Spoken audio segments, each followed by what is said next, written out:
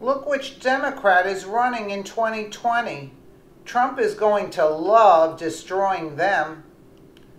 Former Vice President Joe Biden launched a political action committee this week, a first sign that Obama's sidekick might run for president in 2020.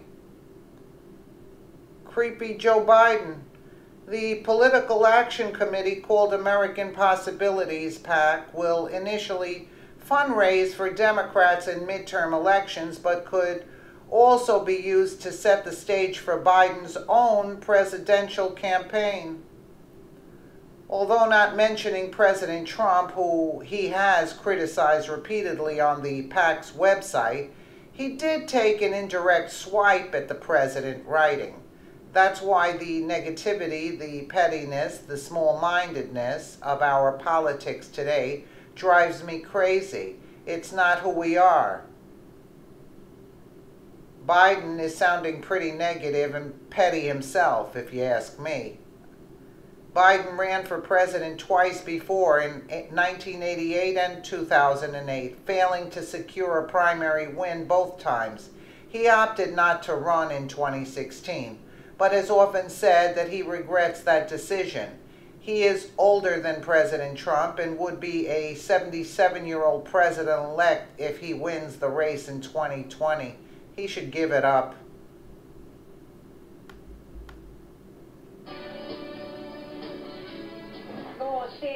So, welcome back to Outnumbered. Former Vice President Joe Biden says he regrets not running for president last year and suggests that he could have beaten Donald Trump. Now, Biden, who ran twice before, as you remember, decided against a third try after his son Beau died in 2015. He told an audience at Colgate University that he had data, saying if he became the Democratic nominee, he had a good chance of winning. He also had this to say. I was the best qualified. But the things that I've spent my whole life doing, American foreign policy, He's a creep. The ability to bring people together, so is Schumer and Pelosi. The respect on both sides of the aisle. Get out of here. I thought there was a need to bring the country together, and I thought I could have done it.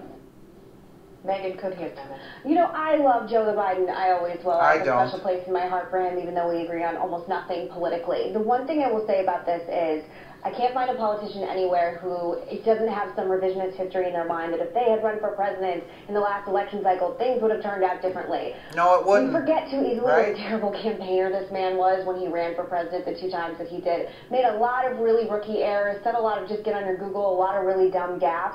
I actually am not convinced he would have beaten President Trump, but I think America can collectively come together. He's a nice man, genuine man. I personally like him on a personal level. I don't.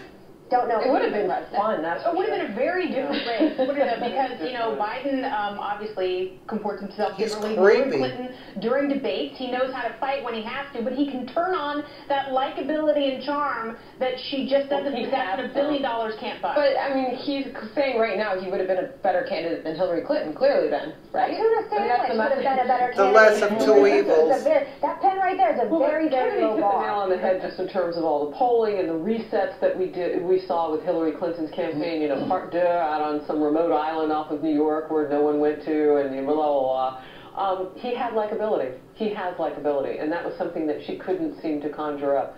I would say, and it happened live on this very program, Sandra, if you'll recall, we took his remarks saying that he wasn't going to run, and for the first, 10 minutes, it sure did sound like he was going to run. I mean, that was like, okay, he's about to, oh no, he's not announcing. Oh, he sounds so disappointed. It's like sad. Comey. You thought he was about to indict Hillary Clinton, and then he pulls the rug out at the last minute. Very similar remarks, because you could tell there was a big part of him that really wanted to run. I can understand. My mother lost both of my brothers. Both passed away. I can't, and all of you have children. I can't imagine how you survived that. You know, how you lose a child.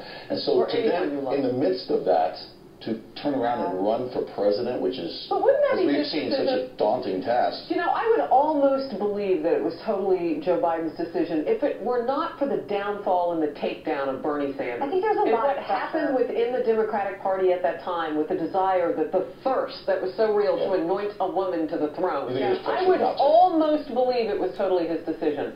But I don't. It's been an interesting campaign when you have, I mean, you know, think of some of the things that Joe Biden has said. I mean, shoot somebody through the door with a shotgun. But you would have had two candidates speaking from who they are. I mean, you would have had Trump saying, some of his outrageous comments. From Biden's point of view, though, you're absolutely right. He would have gotten pressure within the establishment wing of the party. Oh, I think he didn't run against her because you'll seem sexist, but also Biden had to take a deep look at Bernie Sanders and his followers and say, this is not my Democratic Party. This is not the direction the country needs to go in, and that in and of itself is almost enough of a magnet. But, you know, here he's going to live with a lifetime of regret, don't you think?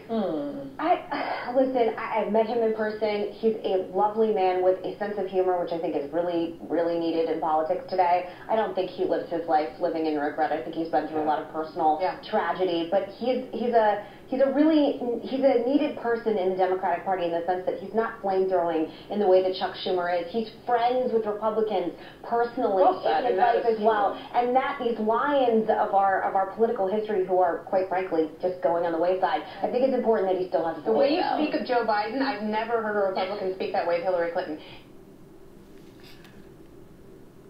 You can tell the Democrats are getting pretty desperate for a win when the best they can come up with is just another old Obama hanger-on. Absolutely. I personally hope Biden runs because President Trump will be able to beat him easily. I think Trump could beat anybody. Give him a little time here in office and see the turnaround, and you'll even get the liberal snowflakes waking up. Let us know what you think in the comments below, and thank you so much for watching.